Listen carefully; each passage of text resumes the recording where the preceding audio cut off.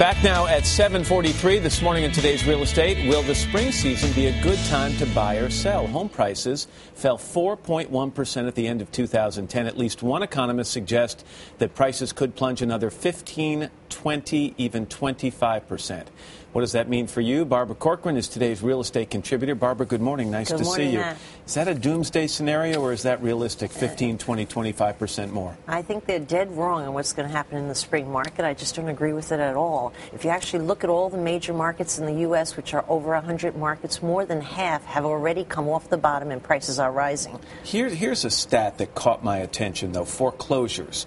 They sell at about 30% less than regular homes, and sales of foreclosed homes accounted for 37% of all transactions in January. That is sad and stunning. It's sad and it's frightening because you, of course, expect more of bad things to happen. But if you really break down those numbers, those foreclosure numbers are worse in some states, like Las Vegas, for example. 2 out of 3 homes are foreclosed.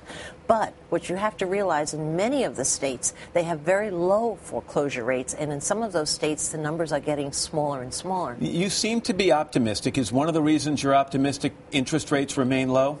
Interest rates remain low, but they're not going to stay low for long. They're at a nice, healthy 5% now. But if we have the demise, which is a lot of people are saying, of Fannie Mae and Freddie Mac, you can bet your bottom dollar that those rates are going to be moving up very quickly. Let's talk about the people who like to time things, okay? The experts. Right. So right now they're sitting, a lot of them, on the sidelines because they're hearing from some of these economists that those prices are going to go lower, in disagreement with you.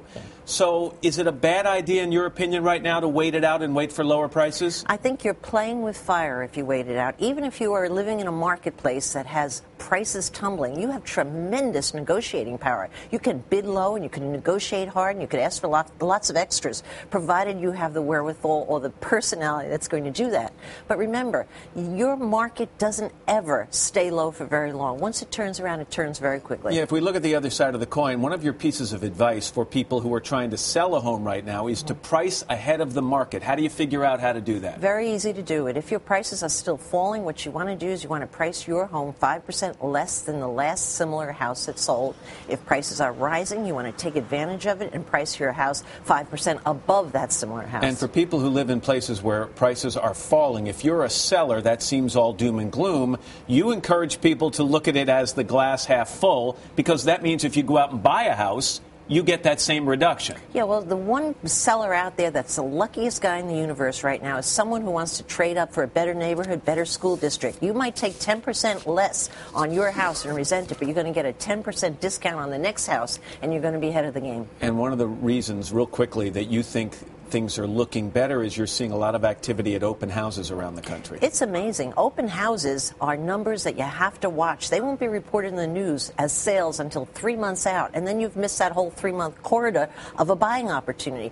Open houses are up all over the nation, and even homes that have been languishing for months are getting multiple bids. So I think there is a bellwether change going on in the real estate market, and you're crazy if you're going to pass it by. There's the headline right there. Barbara Corcoran, as always, good to have you here.